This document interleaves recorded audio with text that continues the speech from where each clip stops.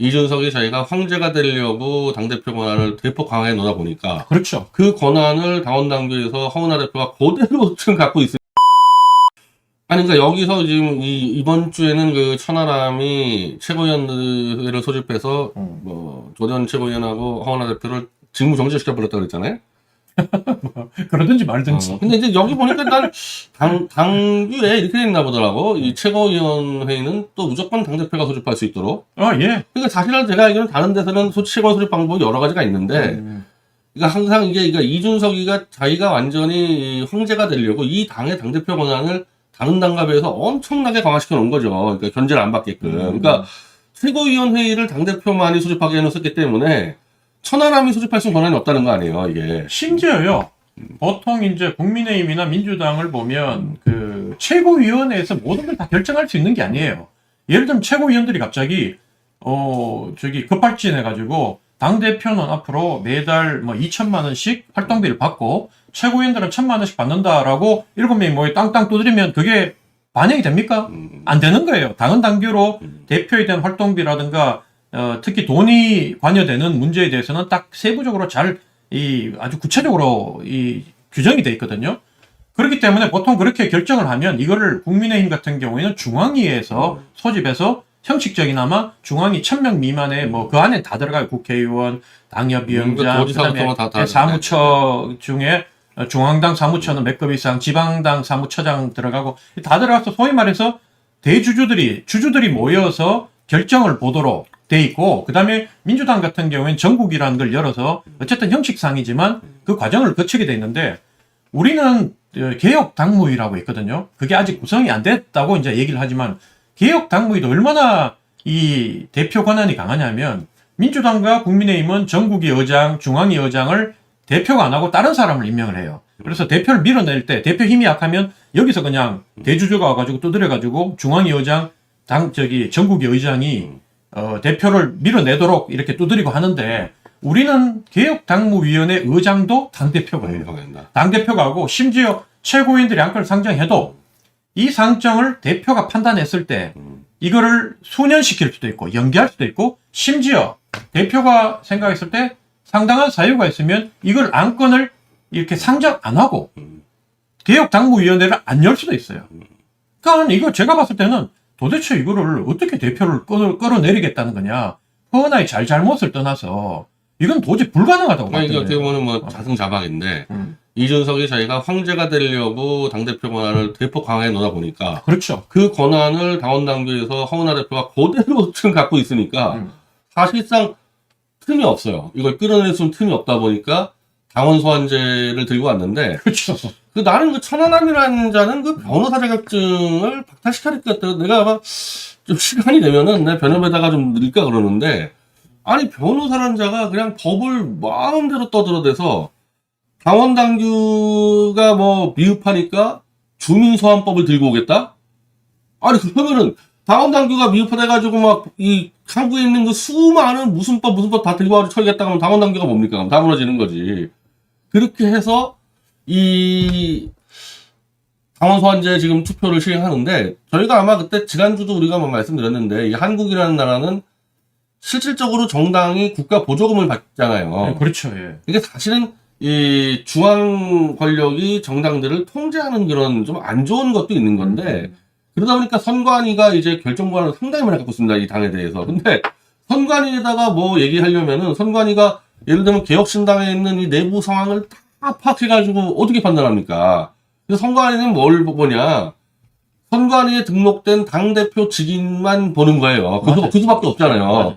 그래서 그건 진짜 이거는 한국에서 민주화 이후로 뭐 아무리 대통령이 뭐라 그래도 선관위는 그 당의 당대표 직인이 가져온 것만 인정하는 게 돼 있어서, 이것 때문에 사단난 사례가 몇 번 있었죠. 아마 기억날 때 2004년도에 그 민주당 분당 사태 때 조수념하고 추미애 붙었을 때 추미애 씨가 그 비대위원장을 해가지고 전권을 가졌어요. 예. 그래서 조순영 대표가 해놓은 비례대표를 다 날려버렸고 자기 사람 꽂았는데, 명분적으로 추미애가 있었거든 분명히 개혁성으로. 근데 선관위는 도리가 없는 거야. 추미애 도장 안 된다. 조순영 도장 가져와라. 그래서 날라갔었고, 아마 우리 보수 쪽에서 많이 알 텐데 2016년 그 총선 때 김무성 대표가 도장 들고 날라가지고 예. 원래 박근혜 쪽에서 날리고자 했었던 뭐 유승민이고 뭐고 다 못 날리고 왜 그랬냐?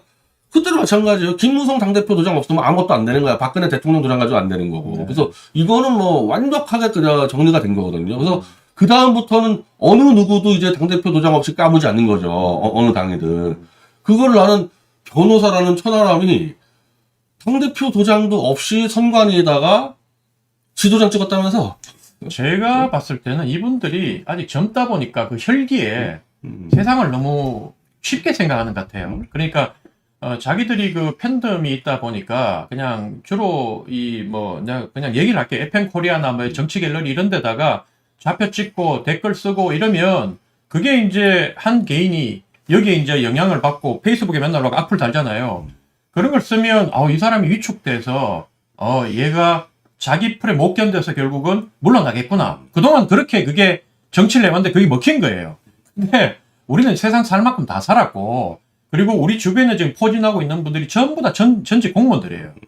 그리고 9급부터 들어가가지고 2급으로 나온 분들도 있고 이런 분들이 얼마나 공무원 35년 뭐 이렇게 하면서 법과 원칙을 실제 삶 속에서 적용하면서 살았겠습니까? 그러니까 이분들은 공무원들의 생리를 너무 잘 알고 어제 같은 경우에도 말씀하셨다는 중앙선거관리위원회 자기들이 서류 다 제출했다고 양식을 제출했는데 그 양식을 자기들이 제출한 걸로 이제 선관위 직원들도 예를 들면 모든 게 이제 서류가 일단은 갖춰졌으니까 진행을 하려고 했다가 우리 팀이 가서 조목조목 반박을 했거든요. 예를 들면 사업자 등록증은 후원화예요. 후원화인데 나중에 제출 서류에는 천하람 의원 도장이 찍혀 있어요. 원내대표 도장이 찍혀 있는데 그런데 이제 얘들이 제출한 게 뭐냐면 회의를 통해서 자기들이 정상적으로 대표의 직무를 박탈했다고 이렇게 또 서류를 꾸며가 제출을 해요.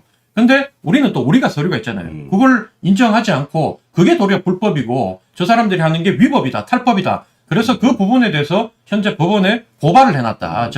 수사기관에 고발을 해놨기 때문에 논쟁의 여지가 있다라고 얘기했을 때 공무원들은 이제 두 손 두 발 다 드는 거지. 그렇죠. 그러니까 못 하는 선관위는 거예요. 양쪽이 싸울 땐 돌이 없어요. 자기의 등록되어 있는 도장을 누가 찍혔냐 이것만 볼 수밖에 없는 거죠. 그래서 결국에는 이제 뭐 중앙일보 단독보다 보니까 도장 문제 가지고 딱 결정했더만 선관위는. 그렇죠. 선관위 도장 네. 보고했고 그다음에 어제 결정적인 그 한 가지 사례가 있는데 이 당이 현재 대표자가 누구냐. 뭐 주인은 국민과 당원이지만 이걸 실제로 이끌어가는 관리하는 CEO가 누구냐 하는 게 우리 은행에 가가지고 개혁신당 통장을 바꿨어요. 명의를. 통장 명의가 지금까지 이준석 개인으로 돼 있었던 거예요. 근데 이걸 개혁신당으로 바꿨거든요. 그러니까 이 극렬 지지층들은 이준석의 극렬 지지층들은 하는 말이 지금까지 8개월 동안 니들 일도 안 했다는 게 드러난 거 아니냐 또 이렇게 황당한 소리를 하고 있는데 허은하 대표가 정책 하나 얘기해도 산업은행 본사를 부산으로 이전하겠다는 지방의 지역구를 갖고 있는 사람의 입장에서는 지극히 당연한 소리를 했음에도 불구하고 정정 기자회견을 하라. 그 다음에 내가 잘못했다고 인정하라. 앞으로 정책을 다시 대표가 얘기하지 마라. 이런 그 폭거를 당했던 사람이 당의 통장을 이준석이 아닌 개혁신당으로 바꾸려 했으면 살아남았겠습니까? 지금 이 사람들이 대표를 끌어내리려고 하는 가장 결정적인 이유 중에 하나가 돈이거든, 결국. 당의 돈을 앞으로 허은하의 도장을 뺏어서 자기들이 대선 때 마음대로 쓰겠다고 도장을 넘기라 했단 말입니다. 그렇기 때문에 곧 죽어도 김철근만 아니면 된다고 얘기했음에도 오로지 김철근 전 사무총장이 돌아오는 걸 조건으로 저희들하고 협상을 걸었던 사람들이고 김철근 총장한테 오죽하면 그 훨씬 높은 지명직 최고위원을 주겠다고 한 그러니까 발언권도 있고 의결권도 있는 지명직 최고위원을 준다고 했지만 김철근 no. 나는 무조건 사무총장. 그것도 이제 의심스러운 거예요. 그래서 앞으로 제가 이제 주장하는 게 그동안 당의 돈을 어떻게 썼는지 이걸 빨리 확인해야 된다. 하나하나 따져봐야 된다. 그리고 각종 행사할 때 계약은 어떻게 맺고 유세차는 어떻게 계약을 맺었고 그다음에 홍보물 이런 거 있잖아요. 그리고 당의 사무실 계약은 어떻게 맺었는지를 빨리 조사를 해라.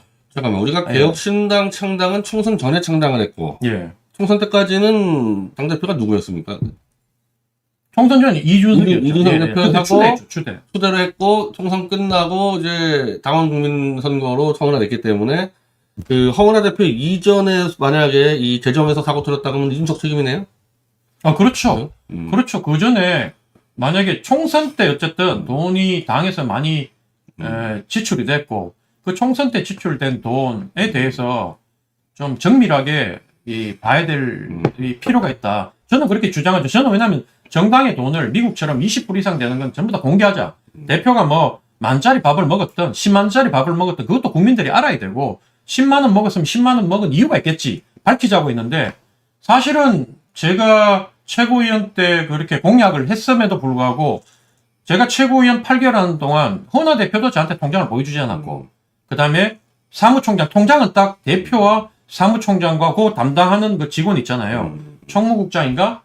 그들만 딱 알지. 제가 그래서 사무총장한테 어떻게 최고위원한테도 돈을 어떻게 지불했는지를 알려주지 않냐고 했을 때 김철근 전 총장이 뭐라고 했냐면 보고하겠다 얘기했거든요. 근데 끝내 보고하지 않았어요. 돈은 죽었다 깨나도 계속 그냥 알겠다고 하고 뭉개고 알겠다고 뭉개고 하면서 침대 축구를 했지 돈에 대해서는 단 한 번도 보여주지 않았다. 그러니까 제가 얘기하잖아요. 그 직책당비, 이기인 최고의 직책당비 얘기하는 것도 딴소리 하지 말고 통장 까보면 나와요. 예. 언제 냈는지, 얼마를 안 냈는지, 언제 급하게 메워 넣었는지 근데 뭐 다 나온다는 통장 딸 거예요. 것도 없이 이제 허은하 대표가 이제 통장 명도 바꿨기 때문에 한마디로 뭐 단순히 이름 바꾼 데서 끝난 게 아니라 뭐 내가 볼 때 한번 들여다 보겠다고 저쪽에다가 아마 경고를 한 것 같은데 뭐 허은하 대표가 집에 가서 혼자 봐도 최소한 이기인이 당비 냈는지 뭐 나오겠네 바로 그냥. 뭐 일단은 보세요. 통장도 우리가 직무정지됐다고 저쪽에 발표했잖아요. 천하람 원내대표하고 거기서 도장 들고 가보세요. 통장 바꿔주는가. 허은하가 직접 가니까 바꿔주는 거고. 그것도 마찬가지인데요. 네, 선관위에 있는 도장이 허은하기 때문에 맞아요. 당연히 은행에 통지가 되고 허은하 도장 갔으니까 바꿔주는 거죠. 그리고 그거는. 대표적인 게 보세요. 정책위 의장 이분들이 뭐 구의원을 임명했다고 난리를 쳤는데 아니 구의원이 뭐 중요합니까? 그랬 따지면 우리 지금 저기 선출직 최고위원 2명이나 지방의원 현직 지방의원과 그 다음에 전직 지방의원들이 뽑혔는데 그거는 괜찮고 지금 이분도 현직 지방의원이고 3선을 했고 경력도 더 많고 하는데 그걸 가지고 욕하는 게 우스운 거고 그리고 어쨌든 선관위에서 중앙선관위에서 정책위 의장 교체권을 우리가 제출했을 때 변경 등록을 해줬거든요. 그러니까 그것도 이미 이주영 의원은 뭐 개인적으로 실력 있고 인품이 뛰어난 분이지만 법적으로 그분은 자격이 상실된 거예요. 근데 맨날 모여가지고 최고위원회라고 자기들이 하는 게 거기가 참칭 최고위원 회의고 우리가 진짜 최고위원 회의지 우리를 보고 자꾸 직무 정지된 자들이 모여서 있는 가짜다 얘기하는 건 안 맞다. 신인규 변호사에게는 이제 그 천하람 괴뢰 최고위라고 표현을 쓰더라고. 뭐 신인규 변호사 출신이니까. 그리고 이제 신인규는 이준석이 국힘당한테 당할 때 그거를 맡아서 변호했던 친구이기 때문에 워낙에 지금 허점들을 잘 알고 있거든요. 그러니까 나는 도대체 어쩌다가 이준석과 천하람이 이렇게 이 선관위 중심의 대한민국 정당 시스템을 완전히 무시하고 어느 누구도 안 무시하고 김무성이고 뭐고 아무도 안 무시하는데 이 부분은 자기들이 마음대로 선관위의 도장도 다 짓밟고 우리가 마음대로 할 수 있다. 도대체 어떠서 이런 발상이 나는지 모르겠어요. 그래서 이 당원 소환제도 제가 볼 때 코미디가 됐는데 코미디가 아니라 중범죄로 자꾸 넘어가는 것 같아요. 뭐 그래서 우리는 그러든지 말든지 니들끼리 모여서 팬클럽 투표하겠다는데 해봐라 이거지. 왜냐하면 당원 소환제도 이거를 선관위의 보팅 시스템을 쓰려다 보니까 선관위 요청을 하지 않습니까? 요청하면 무조건 당대표 직인이 있어야 되는데 당연히 허은하 직인이 없으니까 이제 선관위가 거부했다 이거야. 안 한다 그러면은. 그러면 거기서 멈춰야 되는데 나 어제 정말 깜짝 놀랐어요. 천하람이 발언에서. 선관위에다가 그 보팅 시스템은 납품하는 그 민간 업체와 직거래를 해서 그 업체가 하도록 한다 그러는데 이거 무슨 얘기냐면요. 우리가 그 법원에서 천하람이나 인쇄 갔다가 법원에서 이 판사한테 진 거야. 그래서 판사가 땅땅땅 몽둥이 떼들었어. 그러니까 천하람하고 인서이가 저 판사 몽둥이를 만드는 업체에 가서 몽둥이를 사와가지고 그거 우리가 때리겠다. 그 짓을 하는 거야. 지금 하는 짓들이 지금. 그건데 네. 근데 아까 어제 조대원 최고위원이라고 했을 때 이렇게 돼버리면은 그냥 그래도 당원 소환제 했을 때 어쨌든 보팅하려면은 당원 명부가 넘어가야 되는데 그 명부가 선관위로 넘어갔으면은 그래도 괜찮은데 이게 그러면 자기들 얘기 가면은 선관위에 납품하는 그냥 민간 업체에다가 당원 명부가 넘어갔다는 얘기잖아요. 이렇게 된다면은. 그래서 많은 지금 당원들이 여기에 분노하는 당원들이 내 개인 정보를 민간 업체, 그 유사 업체에 넘기지 마라. 그래서 개인정보보호법에 의해서 신고하겠다라고 해서 실제로 경찰에다가 신고하신 분도 나오고요. 아마 이거 마치고 난 뒤에 자기들이 발표하겠지만 상당한 후폭풍이 있을 겁니다. 아니 저거 명백한 당원 명부 유출이에요. 당원 정보 유출일 수밖에 없는. 그러니까 왜 선관위가 K보팅 시스템을 대행하겠습니까? 민간으로 가면 안 되기 때문에 그런 거거든. 근데 선관위가 안 한다는 거를 그 납품하는 그 업체에다가 근데 그 지금 투표가 진행되는 게 맞아요?